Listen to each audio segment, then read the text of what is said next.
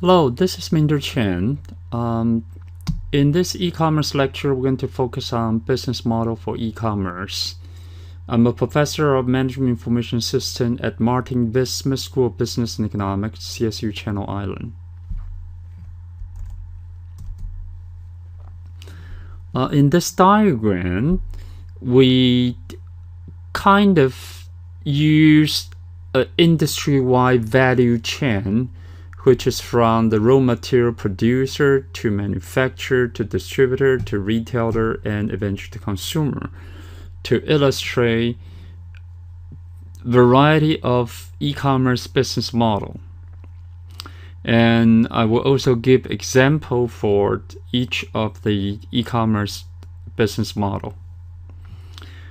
Let's take care of some easy one. For instance, Amazon.com is considered a so-called B2C. It's business to consumer. Okay. For instance, Amazon is an online retailer and it sells books and other merchandise to consumer. So it is considered B2C.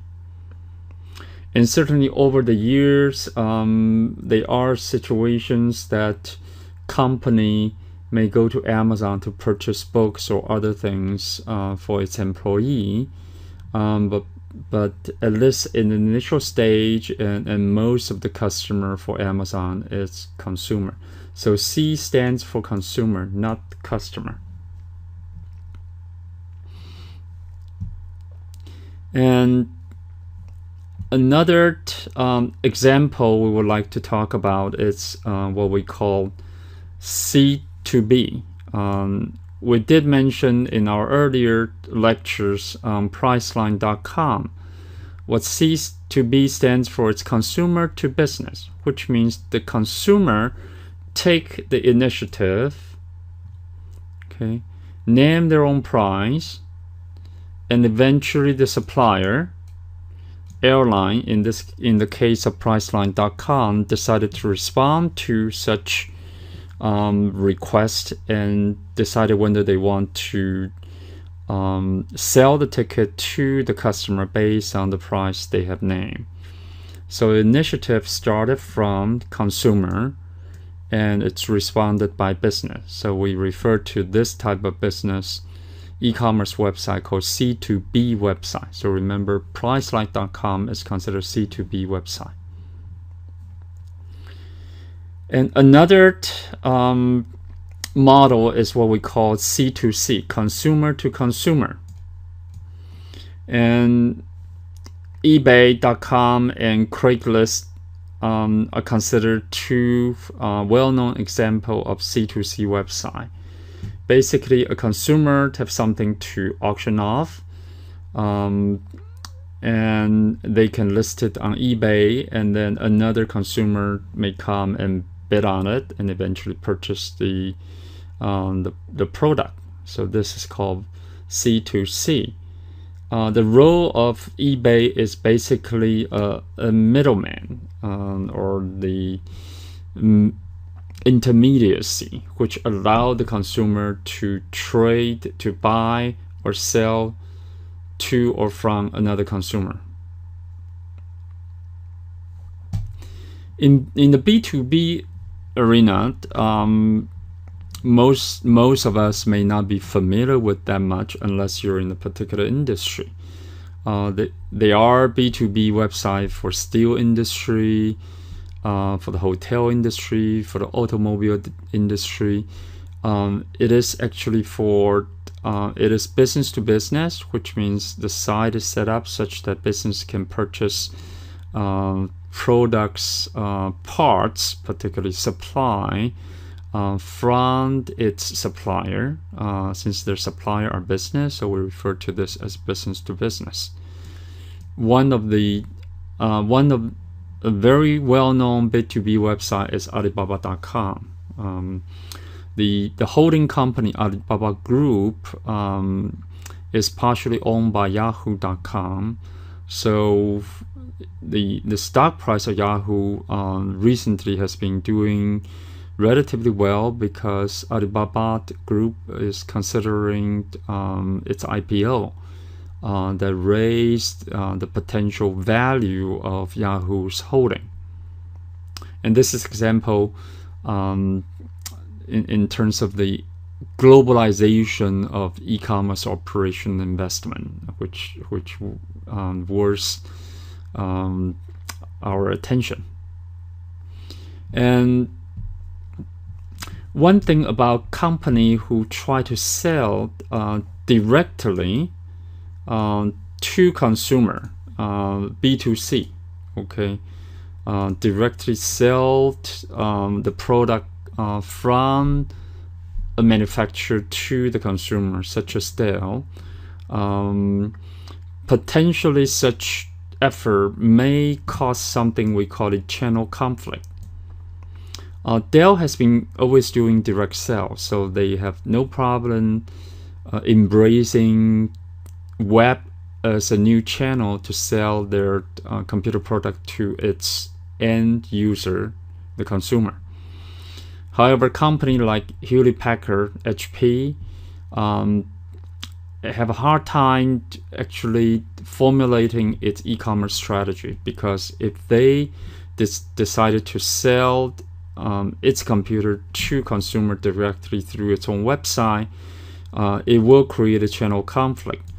Its distributor or retailer such as Best Buy may decide to discontinue carry Hewlett-Packard's product, particularly if HP is selling some of this product cheaper than what the retail can sell it for.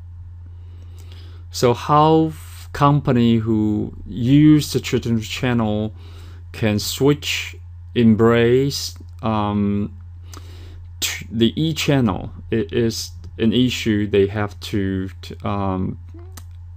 ponder upon and formulate a better strategy, and hopefully have multiple channel strategy coexist. Another website is what we call exchange. To some extent, eBay and Craigslist is considered exchange website. A really good example is the healthcare.gov.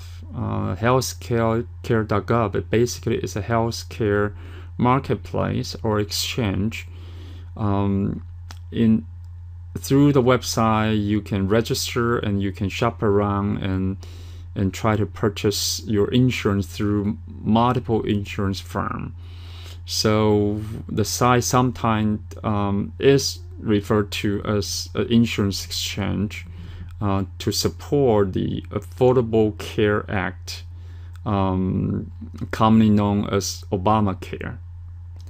And the launch of the healthcare.gov has generated a lot of controversy because of the problem in terms of the scalability and the bugs of the website initially, and hopefully it will be fixed soon.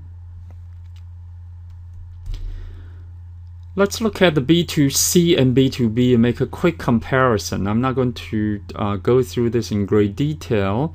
I'm going to just focus on the B2B. B2B tends to be relational based. Company tends to have a very stable list of suppliers they work with. And also for B2B, which is probably related to supply chain, the timely delivery of goods or services is important.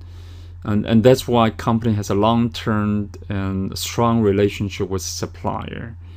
And sometimes they actually cut down some of the supplier to just work with fewer suppliers or partner to make sure that they build that strong relationships. And certainly you don't want to have a single source supplier that you will increase the supplier bargaining power that may put you into a disadvantage. The value and the amount of purchase for B2B kind of transaction tends to be much higher than B2C.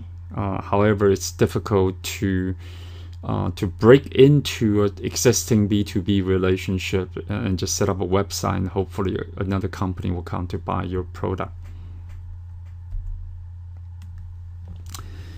And in my opinion, web certainly is a useful channel to reach out to customer, and you can certainly have an e-commerce strategy and play the so-called pure play, only open a virtual store without a physical presence.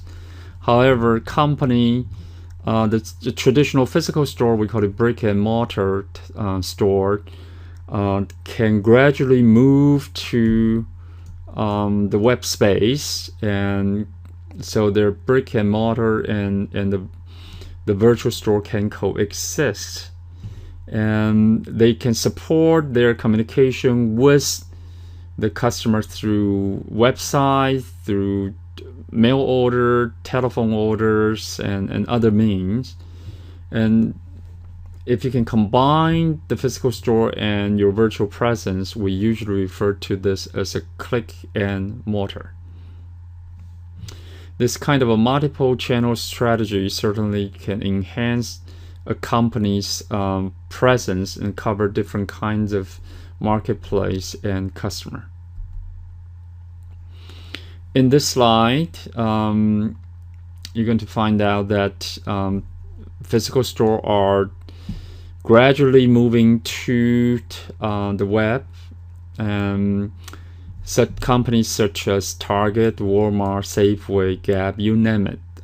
Most of the major physical traditional retailer has a web presence.